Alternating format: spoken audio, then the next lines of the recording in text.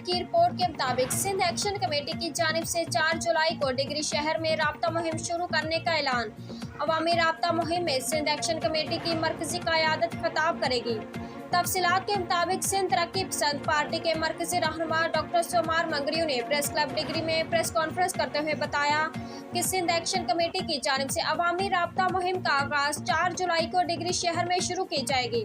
इस ज़म में रैली और जलसा आम मुनक़िद किया जाएगा, जिसमें सिंध एक्शन कमेटी के मरकजी रहनुमा डॉक्टर कादिर मक्सी, जलाल महमूद शाह, डॉक्टर रसूल बख्श खास केली, डॉक्टर रियाज चाडियो और दीगर रहनुमा खिताब करेंगे।